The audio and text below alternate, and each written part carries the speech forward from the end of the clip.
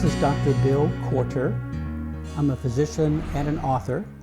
I was the associate medical director of a large healthcare agency and a national consultant on difficult cases. But I made this switch to try to become and move in a direction that was more personal. And my goal was to try to help individuals on a direct basis. And so with this first video, I wanted to share the event that shifted my career and shifted my focus. And it occurred on a Sunday night around 10 p.m. I received a call from one of my best long-term friends. And the long-term friend, as soon as I picked up that telephone call, I knew something was wrong. He was clearly distraught. He had been drinking. He was slurring his words. And he called, and his opening words were, "I wanted to thank you. I'm calling to thank you for being such a good friend and to say goodbye, because I'm standing on the top of a 5th floor balcony ready to jump to my death to the concrete below." So what do you do in a situation like that? You're shocked. For me, I immediately tried to flag down my wife and to try to get her to call 911. But he may have been drinking, but he was sharp. He immediately cut me off and said, "If you try to call anyone for 911, if you make any attempt to abort my suicide attempt, I'll jump on the spot." So what I did is I took the cell phone, went into the darkened living room, and for 90 minutes I let him talk. And what he did is he recounted his life. And he was approaching his 60th birthday, depressed over that fact. He was still mourning the death of his wife, who had died 3 years earlier. He had a variety of personal setbacks in terms of friends lost, good people who had come into his life and disappeared. He had family friction that was weighing on his mind. In addition, he had financial issues, a man who had been very successful at times of his life, but was now behind in his taxes. He had physical issues. He had a hip replacement. He had a bulky knee from football injuries in college. And so he was looking at his 60th birthday as his life closing down. The depression was emerging, and he didn't see much of a future.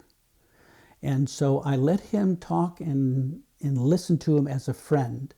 As a physician, he'd never been a patient. He'd only been a friend. But I listened to him for a long time, and then he surprised me right in the middle of his litany and said, "You know, I've heard you're redesigning your life. Tell me about what you're doing."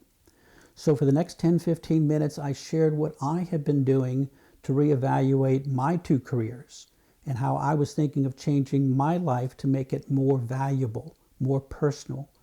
And he surprised me a second time. He said that was the best prescription he'd ever heard, and he asked for a promise. And the promise that he asked for is that I write a book or I set up a website and I try to do a public service where I share the information for free and help others. And for a lifelong friend in that situation, I made that promise and I kept that promise. And when I made that promise, he said, "Thank you very much. It means a lot to me." And he hung up.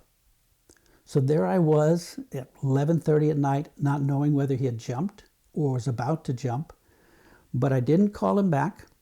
I decided to be patient. I did not sleep very well that night.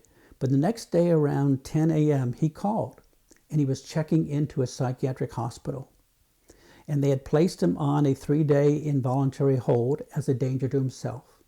And so for 3 days, he received psychiatric treatment. They gave him antidepressant medication. They gave him a mood stabilizer. And on the 3rd day, the doctor came around and said, "You know, how are you doing?" And he lied. He said, "I'm doing great. The antidepressant's working, mood stabilizer's working. I'm ready to go." Doctor discharged him, gave him the prescriptions. Did he ever fill the prescriptions? No. He went directly to a liquor store, picked up a 5th bottle of liquor, went directly home, went to that 5th floor balcony, drank about half a bottle, and then he jumped to his death. And so for me, it was a devastating loss of a long-term personal friend, but also was a personal disappointment because I had not done enough to save his life. And the sad part in retrospect, and I learned at his service and his funeral that he really had liked what I had presented, But the sad part is I had only been able to present him half of what I was going through, because I still had a lot of material that I was reading and considering and reevaluating that I never had a chance to share with him. And my feeling today is if I could have shared everything, the full spectrum of my different ideas, I think I could have saved his life. Well, obviously at this point that's not a possibility, but I am going to keep my promise and try to help others. So the point of these videos will be to try to help you redesign your life, increase your happiness, and make your life better. I am not selling any product. All I have is a service, and the service will be these sorts of educational material from my books, the blog, the website. So if you're interested, please subscribe. Otherwise, I really thank you for listening. I appreciate your time. I wish you well, and I hope I catch you again. So thanks.